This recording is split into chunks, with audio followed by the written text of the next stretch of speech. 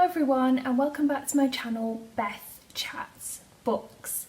Now today is going to be a really long / years after I started the series follow-up episode-esque thing of Beth's Brew-Time Babble, and possibly kind of a life updates chat for you guys. So I used to do Beth's Brew-Time Babbles probably in the first 6 months that I started my channel, and I haven't done them for a very long time. I know a lot of booktubers do kind of lovely chat videos, and it was kind of my spin on that, but I haven't done them for years. Usually because I've got myself into a bit of rut on booktube of doing wrap-ups, TBRs, hauls, and I usually kind of, when I want to talk to you guys, I kind of discuss things through a life updates kind of chat. So it's going to be a conglomeration of basically checking in with you guys and where I'm at. So I'm just going to keep my mug slightly down here because it's a very heavy mug full of coffee, and I just keep doing this and it feels like I'm kind of doing weights with it. So I'm just going to rest it on the bed a bit. So I haven't really checked in with you guys since I did my favourite books of 2019. Since I did that video, a lot has happened in my personal life that has affected my booktube life and my reading life. So I don't want to be one of those people who makes everything a bit of a secret, or who wants to overshare either. So I'm trying to find that middle ground, but I don't want to tease you guys and say, oh, I can't tell you about this and that and the other, because I'm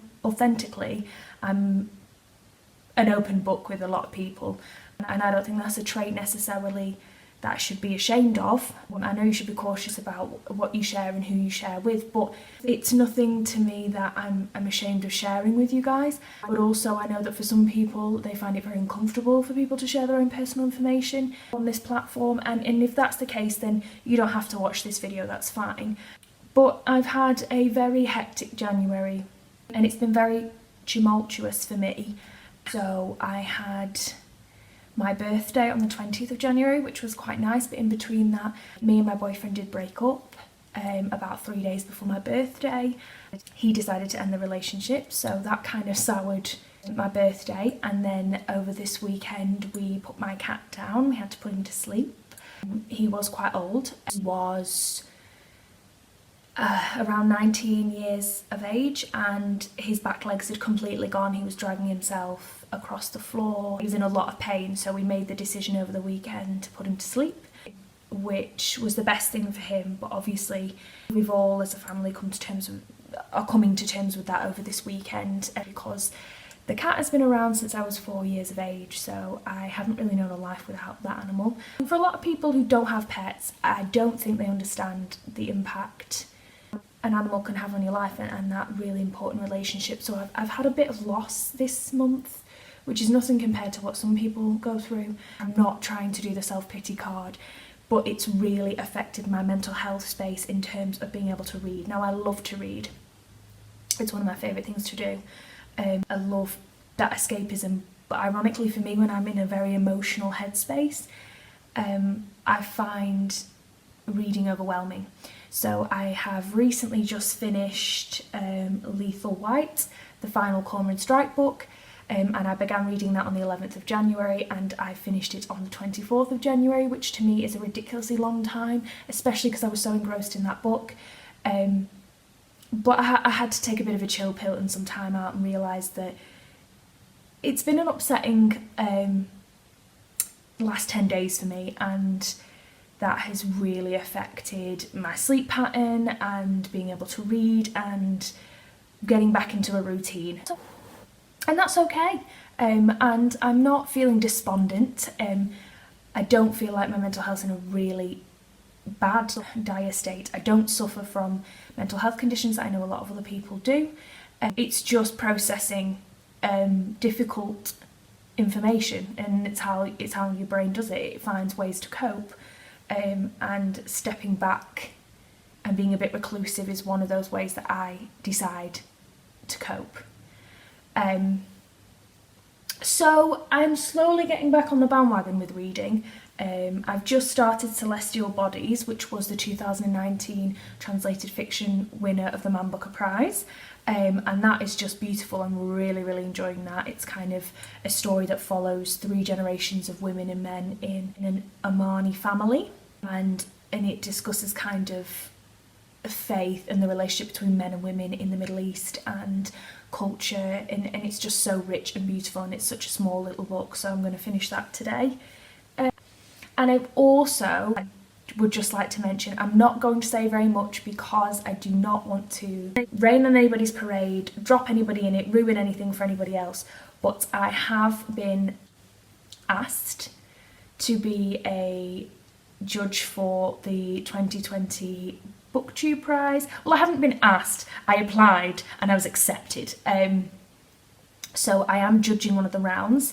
I'm not going to tell you any of the books I'm judging or anything like that because I'm under strict instructions to not do any social media about it, anything on Goodreads, but that's something I'm really looking forward to, and that's kind of giving me a boost to get back into reading. I will link all the information that I can about the BookTube prize down below, and I'll also link down Robert's channel.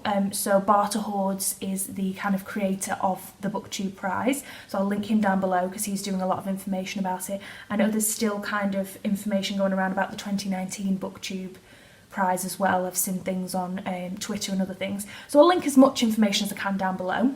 So yeah, I'm really looking forward to doing that.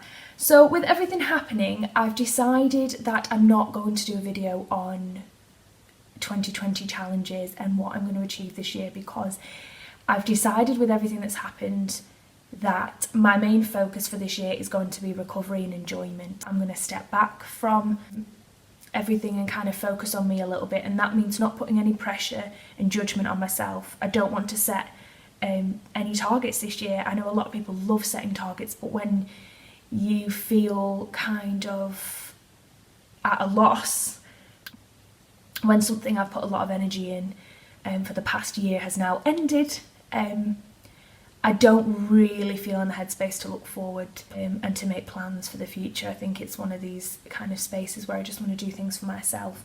And I love reading, so I don't want to put any pressure on it. So I'm not going to do any challenges this year. And I know that might upset a lot of people, but this channel has always been authentically me, and I just wanted you guys to know where I'm at. So of course I'm going to try and aspire to read things that I really want to read this year. I'd love to get involved in more readathons and kind of do more vlogging and do more bits, but I think the best decision right now is to step back from putting too much pressure on myself with challenges and everything else.